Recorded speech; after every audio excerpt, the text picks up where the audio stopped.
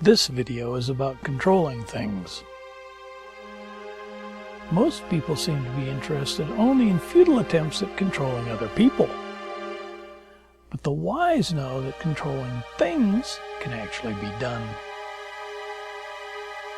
Most control systems today use some sort of digital computer, but most systems can be built with operational amplifiers. In fact, the digital system often needs the op-amp anyway.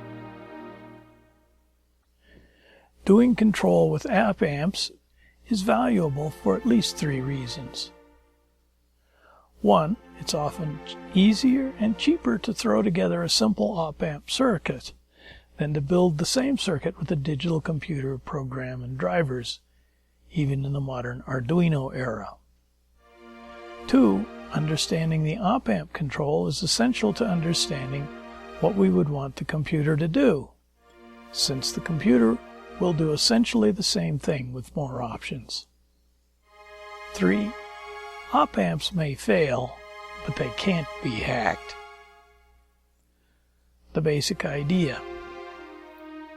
Control systems have a reference input with the desired value, a control output, and a feedback input to compare with the reference. The simplest circuit.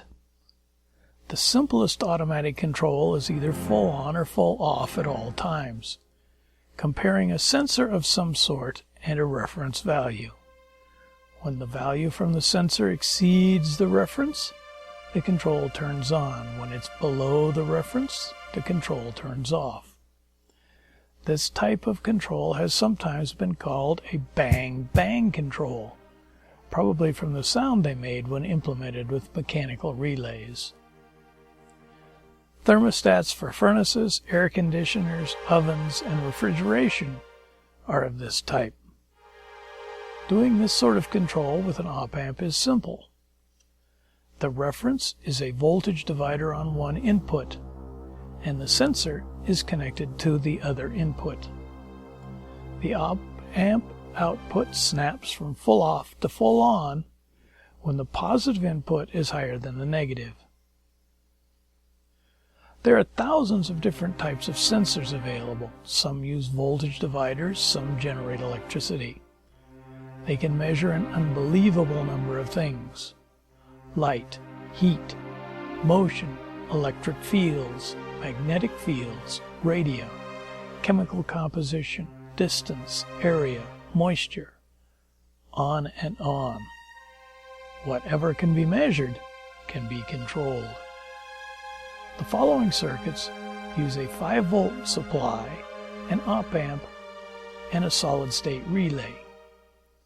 Here is a lab oven control using an LM35 temperature sensor. Here is a ceramic kiln control using a thermocouple. Note the reference voltage divider has a resistor and a pot. The LM35 outputs 10 millivolts for each degree centigrade. 150 degrees is therefore 1.5 volts, which is full scale on the pot. The Type K thermocouple generates a max of about 50 millivolts, so the divider gives 50 millivolts at full scale. If the control hunts, jumps back and forth too quickly, just place a capacitor around the sensor to average the response. To make a refrigeration control instead of an oven, exchange the positive and negative inputs. This simple control is a lot like driving a car by turning the steering wheel all the way left or right to stay on the road. It works if the road is straight and wide, but is not very accurate. If the road is narrow, you crash. A control used like a steering wheel, with small corrections to maintain the value, is called a PID controller.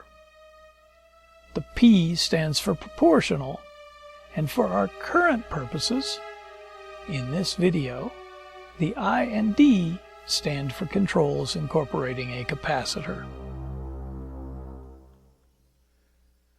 the perversity of engineers and mathematicians prevents the controller from being called a PC controller.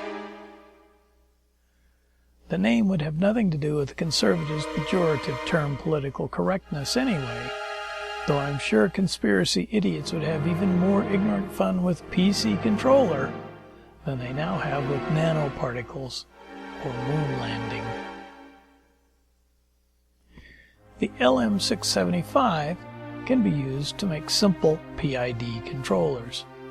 Here's the basic design.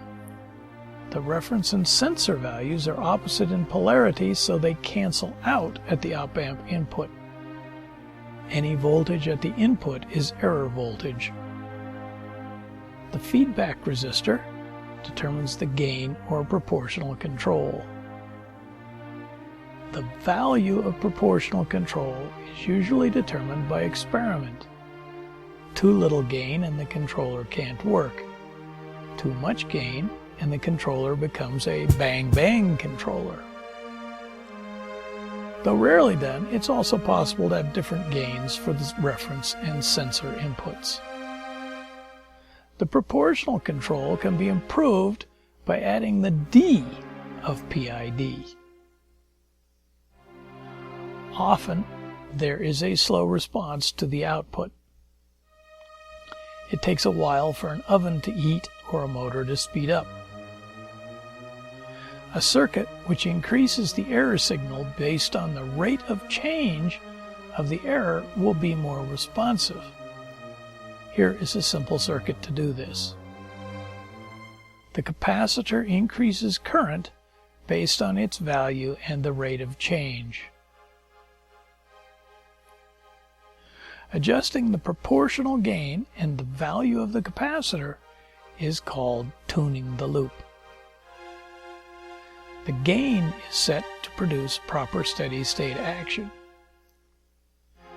The capacitor is set by adjusting the response of the device to a quick step reference input. This is sufficient for most applications. To become thoroughly confused about automatic controls, just Google PID controller. Or maybe Laplace. Good luck.